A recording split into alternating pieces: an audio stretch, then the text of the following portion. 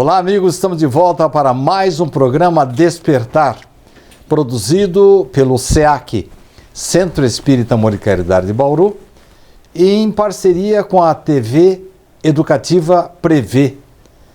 E nós estamos mais uma vez iniciando este programa para agradecer a presença de Francisco Amorim.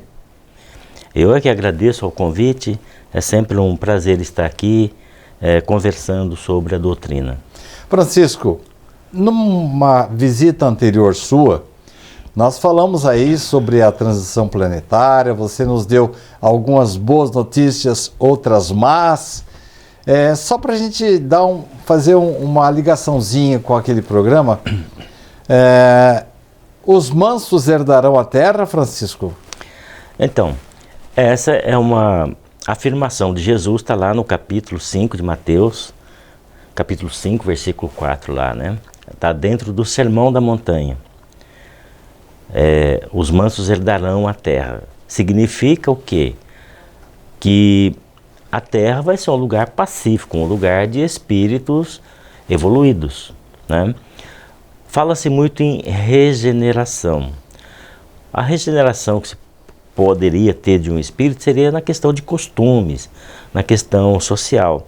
Porque o espírito em si, moralmente, ele não regride. Então não teria como regenerar, tá? Mas os costumes sim, né? Os costumes eles variam de acordo com a época, com o entendimento de cada fase. Então aqueles que se acostumarem sempre com a beligerância, com a violência, não terão espaço por muito tempo aqui. A tendência é que os espíritos mais voltados para a questão da harmonia, da paz, da verdade, da justiça, é que ficarão aqui. Esses terão oportunidade de continuar morando por aqui mesmo. Esses outros... o que está previsto no Evangelho, né? Esses outros possivelmente serão convidados a habitar outros mundos em que não tem internet ainda, não tem energia elétrica, o pessoal nem sabe como é que faz para cultivar, são nômades, vivem em cavernas. É mais ou menos assim, Francisco? É mais ou menos assim, e essa é a missão desses espíritos, ao serem exilados para um lugar que está começando, tem a missão de ensinar, ajudar, fazer com que aqueles que estão lá se elevem e fazer a própria elevação também. Quer dizer que não é que eles vão regredir, mas eles vão sair daqui com muitos conhecimentos superiores ao que existem nesses novos planetas. Sim. E vão poder dar um impulso maior para eles. Exatamente, como aconteceu com outros que já vieram aqui e nos ajudaram a chegar onde chegamos. É por isso, Francisco, que nós podemos dizer que o período neolítico, até hoje não explicado por todos os que estudam a Terra, aconteceu aqui e possivelmente com a ajuda de seres de outras regiões mais evoluídas? Provavelmente, né? Para que haja um salto de qualidade, é preciso que haja uma causa. Porque a antropologia até hoje não consegue explicar esse salto que ocorreu com a Terra nesse período neolítico. Se a gente olha, por exemplo, para A Caminho da Luz do Emmanuel, sim, ele consegue dar aí a razão desse salto, né? Espíritos muito intelectualizados, com muito conhecimento, mas ainda carentes de aperfeiçoamento moral, chegaram aqui vindo de outros orbes. E aqui eles deram um impulso muito grande. E a diferença é visível, né? O crescimento que, por exemplo, o Egito teve e depois desapareceu. Por quê, né?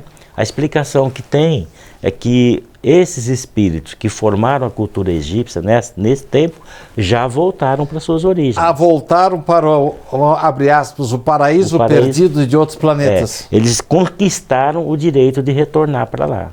Tá certo. Os que estão aqui ainda são outros de outras regiões ou com outra cultura, ainda estão lutando por isso. Mas os que se destinaram à terra, esses herdarão a terra. Mas vão precisar merecer isso. Tá certo. Francisco, nós fizemos essa pequena introdução e citamos aí esse trecho do Sermão da Montanha, os mansos herdarão a terra. Mas eu gostaria de, a partir do próximo bloco, que nós vamos começar daqui a pouco, falar sobre um outro assunto. Eu queria falar sobre aquela bem-aventurança. Bem-aventurado os aflitos, que eles serão consolados. Então, no próximo bloco, eu vou perguntar ao Francisco se para a gente evoluir tem que sofrer mesmo. Se nós temos que passar por aflições para sermos consolados. Então, nós vamos dar uma paradinha agora para o nosso patrocínio institucional e no próximo bloco estaremos já iniciando com esse novo tema. Não saia daí, no instantinho estaremos de volta.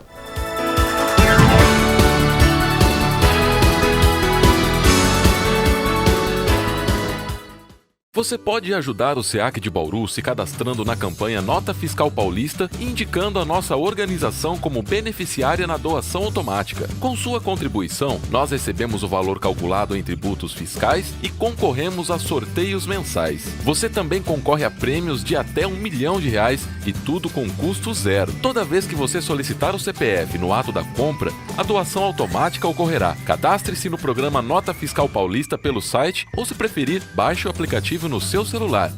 Faça seu login e siga o passo a passo que o sistema oferece. Escolha a opção Entidades e, em seguida, Doação de cupom fiscal com CPF automático. Pesquise pelo nosso CNPJ, Centro Espírita Amor e Caridade e selecione Prazo Indeterminado. Pronto, agora você já está ajudando o SEAC e todos os nossos projetos. O Centro Espírita Amor e Caridade de Bauru agradece.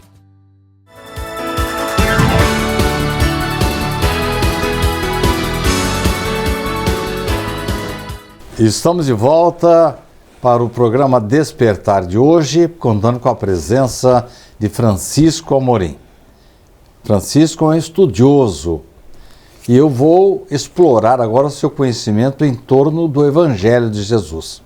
Francisco, no Sermão da Montanha, Jesus traz em uma das suas bem-aventuranças: bem-aventurados os aflitos, porque eles serão consolados. Pelo amor de Deus, Francisco, nós temos que passar por aflições para sermos felizes? Então, parece difícil, parece um contrassenso, né?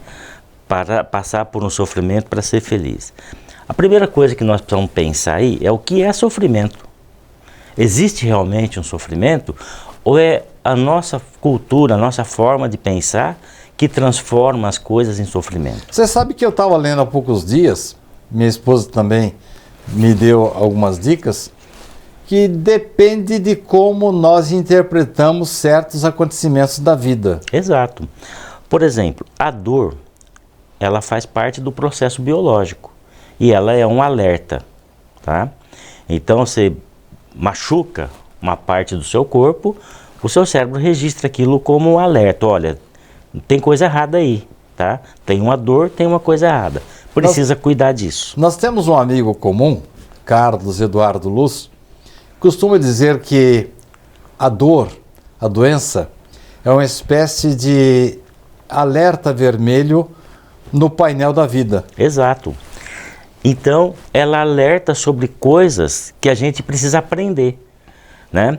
Se eu não gosto de sentir dor, então eu vou aperfeiçoar a minha percepção para não causar coisas que me deem dor, não produzir a dor em mim. E o sofrimento, ele não tem nada a ver com a dor. O sofrimento é uma forma de interpretar eventos que eu considero negativos para mim. Por exemplo, eu teria um compromisso e a pessoa faltou no compromisso. Aí eu fico desesperado, eu fico nervoso, eu xingo, sabe? Eu crio um sofrimento em torno daquilo. Antes de eu ir saber o que aconteceu, né? De repente o cara sofreu um acidente, não pôde aparecer. Não, primeiro eu crio uma avalanche de sentimentos, normalmente negativos, em relação àquele evento que provavelmente nem é uma falta. Ou supostamente foi provocado na minha cabeça por alguém. Por alguém, exatamente. Então isso é sofrimento, quer dizer, eu não preciso de uma dor para ter um sofrimento. Então a dor ela é causada por causa dos outros. Na minha interpretação, eu causo uma dor em mim por causa do comportamento do filho, do funcionário, do governo, do colega do centro, mas não acontece, por causa de milindre. Não acontece às vezes por falta de prudência ou previsibilidade minha eu provocar, por exemplo, uma doença? Então, a partir do momento que eu provoco sofrimento no meu organismo, desnecessário, o que acontece com o sofrimento? Ele altera o metabolismo energético do corpo, biológico, tá? Por quê? O nosso corpo ele funciona pelos estímulos que chegam ao cérebro. Estímulo da fome, estímulo da sede, o estímulo do sexo, uma série de estímulos que vão chegando lá e as sinapses vão trabalhando e vão produzindo hormônios para que isso funcione. Preciso correr, preciso de adrenalina, leva um susto, sabe? Então tem um processo natural de produção de hormônios para responder a cada necessidade que o organismo tem. Quando eu crio um sofrimento, eu altero as minhas energias. Alterando as energias, eu altero esse metabolismo. E aí eu provoco desarranjos no meu sistema físico que podem provocar doenças. Então, mas como é que fica? Então eu preciso realmente, eu volto à pergunta básica do nosso segundo bloco. Eu preciso passar por esse sofrimento para ser bem-aventurado, para ser consolado? Necessariamente não. Não? Não. Uma boa notícia, então? Necessariamente não. Depende de como eu interpreto os eventos que acontecem, tá? Porque se eu interpreto tudo da forma negativa, tudo como Deus está contra mim, é porque ninguém me ajuda, porque ninguém, sabe? Quando tudo é contra mim... Vitimização. Vitimização é um dos casos, né? Então eu causo a dor em mim e eu vou sofrer com isso. Também tem as questões mal resolvidas. Por exemplo, como nós somos muito imperfeitos ainda, nós entendemos a justiça como vingança. Infelizmente, é assim, né? Para fazer justiça é devolver ao agressor na mesma moeda. Como isso não é coerente com a questão da moral... Cria mais sofrimento. Cria mais sofrimento e cria uma culpa, tá?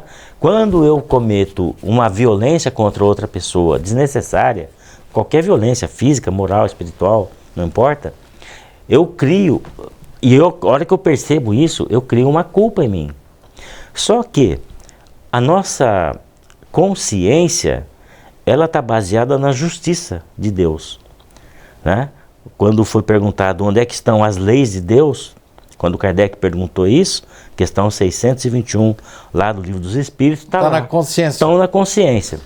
Se as leis de Deus estão na consciência, tudo que eu fizer de errado, a minha consciência me pega. Então é por aí que a gente perde a paz e o equilíbrio. Exatamente. Francisco, quando a gente já está assim, meio comprometido, adoece facilmente, tanto física como moral, como emocionalmente, tem algum antídoto? Se eu começar a mudar de vida, começar a tratar melhor meus filhos, ser mais honesto, mais verdadeiro, será que essas atitudes positivas não podem reequilibrar-me? Sim, elas ajudam no reequilíbrio e evitam outras dores, né? Outros sofrimentos. A maneira mais adequada para eliminar o sofrimento é a reparação. Só que veja só, nós somos seres antigos, milenares, reencarnados várias vezes aqui. Nós herdamos coisas do passado? Coisas de nós mesmos. Somos herdeiros de nós mesmos. Nós mesmos. A nossa consciência tem todos os nossos comportamentos antigos que precisam de reparação arquivados. E a lei está lá dentro da consciência junto. Precisa arrumar isso. Tá? O que vai nos livrar da dor, do sofrimento, é a reparação. Às vezes chega num processo que o espírito o indivíduo já se arrependeu e reconhece que tem que reparar, mas não teve ainda a oportunidade, faltou oportunidade. E se ele, por exemplo, por alguma razão, está protelando essa reparação por vontade própria, ele cria uma situação de remorso. Aí o remorso provoca um sofrimento mais forte. Quer dizer que o passado pode ficar nos perseguindo enquanto não partirmos para a reparação das faltas? Fica, né? Como a nossa consciência tem as leis de Deus, ela é justa, é ela que nos julga. O julgamento final, né, que Deus vai fazer de nós é exatamente a nossa consciência que vai fazer. É o dia que a gente vai reparar de todas as faltas. Repita isso, Francisco. Quer dizer que o julgamento principal não vem de fora, não é um tribunal, não é alguém que vai nos confrontar com os atos. Vem da própria consciência nossa. Exatamente. Deus, na sua misericórdia infinita, foi perfeito nisso. Colocou as leis de Deus dentro da nossa consciência, as leis naturais da verdade dentro da nossa consciência, tá? E deu a ela autonomia para o julgamento. Ou seja, não existe injustiça. Eu posso fazer a justiça que eu quiser, mas eu vou ter que reparar isso antes que eu possa melhorar a minha condição de vida. Eu jamais conseguirei melhorar a minha condição, a minha dor, eliminar a minha dor, se eu não tiver reparado as faltas que eu cometi. No próximo bloco, Francisco, gostaria que você comentasse uma expressão de Paulo, o apóstolo, quando ele se expressa assim: todas as coisas me são lícitas.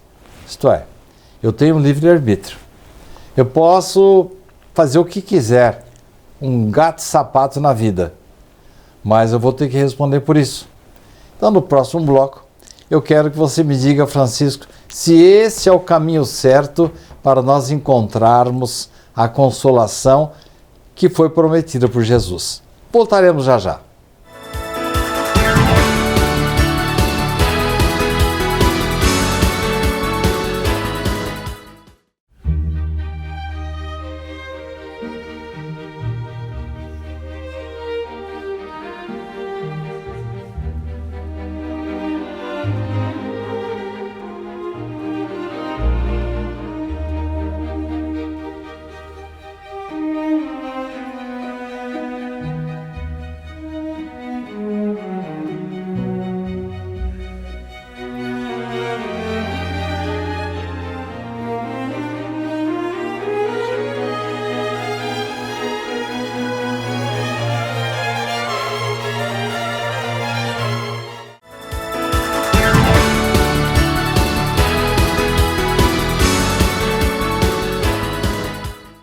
Estamos de volta para o último bloco do programa Despertar de hoje, que está contando com a presença desse estudioso do Evangelho, que é Francisco Amorim. Francisco, eu terminei o bloco anterior trazendo uma expressão muito forte de Paulo, o apóstolo. Todas as coisas me são lícitas, mas nem todas as coisas me convêm. Mas antes de você responder a essa questão, eu queria voltar lá no comecinho do programa, quando eu perguntei para você se nós precisamos sofrer para sermos felizes. Dá para nós a fórmula aí de a gente ser feliz sem sofrer tanto, Francisco? Eu tinha respondido que não precisava sofrer, né? Então, por que Jesus disse isso? Por uma razão simples. Como o julgamento está na nossa consciência, quando a gente começar a se afligir, a sofrer, porque tem que reparar as coisas que fizemos, o sofrimento é isso. É a nossa culpa, é o nosso remorso, é contra nós mesmos. Todo sofrimento é isso. A hora que eu estou sofrendo, que eu estou aflito, porque eu preciso reparar isso, então eu estou perto de resolver essa questão. Estou perto de ser feliz, porque eu vou resolver. À medida do momento que eu estou sofrendo com isso, eu vou resolver. Você já está elaborando um meio de... Já estou elaborando a transição para essa elevação que me tira do sofrimento. Então, feliz o que sofre. Por quê? O que está cometendo faltas, erros e crimes e não está sofrendo com isso, ele está longe. Mas o que já está arrependido e quer consertar, está sofrendo, mas esse está perto. Então quer dizer que a dor da consciência já é um progresso? É um progresso, é um sinal de progresso. Estamos perto de resolver questões que antes a gente não pensava nelas. Porque quem é completamente indiferente à dor e à dor alheia é porque está longe ainda de se ajustar perante as leis divinas. Exatamente. Ainda não está considerando que precisa ser justo também. Não é só os outros que têm que ser justos, todos têm que ser. Porque a tendência é essa, né? É. A gente sempre vê o defeito dos outros, né? Mais fácil, né? E a nossa culpa parece que nunca é lembrada, né? Não tem, né? Quem que assume? Não quer. Francisco, nós temos liberdade, temos livre-arbítrio. E Paulo reafirmou isso ao dizer: todas as coisas me são lícitas. Isto é, eu posso fazer o que bem entender, mas nem todas as coisas me convêm. Exatamente. É uma expressão sábia de Paulo, né? Ela atende tanto a questão do livre-arbítrio, da liberdade que nós temos enquanto espíritos, vamos dizer assim, indivíduos divinos, e também a lei de ação e reação. Tá? Tá bastante clara aí a lei de ação e reação. Ou seja, não existe efeito sem causa. E toda causa vai produzir um efeito. Então, tudo é lícito. Então, a sociedade moderna, ela está num patamar, existe uma, vamos dizer assim, um entendimento de que as pessoas precisam aproveitar o máximo do tempo em benefício próprio. E até extravasar todos os seus sentimentos. Tudo aquilo que achar que é lícito. Então, a gente vê, por exemplo, as pessoas vão assistir uma partida de futebol que deveria para se divertir, mas aí por causa do resultado acabam brigando no final, na saída. Quer dizer, não se divertiram, virou uma guerra, uma situação de desequilíbrio. Poderia brigar? Poderia. Mas e as consequências que vão vir disso? Essa é a questão do nem tudo me convém. Então, por exemplo, hoje existem drogas, né, de todo jeito no mercado. Algumas lícitas, outras não. Para a pessoa que vai consumir, não importa se é lícito ou se não é lícito. Importa que ele quer usar. Ele pode, liberdade ele tem para fazer isso. Ele pode fazer o que ele quiser. A vida é dele. Agora, e as consequências disso? O que significa isso? Vai cair na nossa assunto anterior. Vai provocar uma dor, vai provocar um arrependimento que não tem como reparar, cai no remorso e vem o sofrimento. E essas consequências das coisas que não me convêm, elas tanto podem surgir das próprias leis humanas, como principalmente da lei universal. A lei universal, ela tem normas gerais, tá? O universo é dinâmico, tudo trabalha no universo, portanto a gente tem que trabalhar também. Não tem como ficar parado no universo. Imagina que o seu coração para porque você vai dormir. Não pode parar. Imagina que a circulação para. Imagina que o seu cérebro para só porque você está dormindo ou porque você está descansando. Então o universo inteiro ele é sincronizado e está em ação. Então o nosso pensamento, a nossa forma de entender a vida ou nos entender tem que estar sincronizado com isso. E trabalho, se a gente olhar para a lei do trabalho, é toda ocupação útil. Pensaria, mas então o que é inútil? Inútil é tudo aquilo que não acrescenta um benefício. Então, usar droga acrescenta que benefício?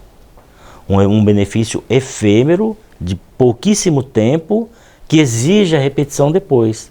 Quer dizer, não resolve a questão. Né? O álcool, a droga, as brigas, é tudo a mesma coisa. A violência doméstica, a violência psicológica contra as outras pessoas, são explosões que o indivíduo tem e que não resolvem o problema, só criam mais um problema para ele. Quer dizer que o negócio é a gente adequar-se à ética, à moral, às leis divinas, para daí sim a gente poder receber os dividendos dessas boas atitudes. Exatamente. É como Kardec pergunta aos espíritos como entendia Jesus a caridade. Eles respondem assim, olha, é benevolência para com todos, indulgência com as imperfeições alheias e perdão das ofensas. Por que que a gente tem que ser benevolente com todos? Porque existem muitos e muitos que ainda não compreendem as coisas do mesmo jeito que a gente. E outros compreendem muito mais. Então a gente tem que ser tanto benevolente com o que não compreende ainda, tolerando as imperfeições dele e perdoando os erros dele, quanto nós dependemos da tolerância, da benevolência, do perdão dos que estão acima de nós. É uma moeda de troca, né? É um caminho assim é um caminho harmonioso, é um equilíbrio. Tá? E os outros dois itens, que nós estamos já no finalzinho, que você citou que Kardec falou a respeito de Jesus. Primeiro é benevolência, indulgência e perdão. A indulgência. Eu tenho que ser indulgente sem ser conivente, tá? Com responsabilidade. E o perdão? O perdão porque tira a energia negativa de dentro de mim. liberta. Liberta as minhas energias. Evita que eu adoeça fisicamente por causa de problemas com a imunidade, porque o meu metabolismo energético fica desequilibrado. Quer dizer que o caminho para que nós sejamos consolados é sempre o caminho de Jesus. Sempre o caminho. Jesus deu o caminho, deu caminho, verdade e vida, né? Caminho, verdade e vida. Deu tudo. Agora, se a gente é resistente, aí responde por aqui a gente faz. Tá certo. Francisco, obrigado pela sua presença, como sempre agradável e elucidativa. Eu que agradeço, né, a oportunidade e fico à disposição para outras oportunidades aí. Muito obrigado. E a você que nos acompanhou até agora, nossos agradecimentos. Na próxima semana estaremos de volta com mais um programa Despertar.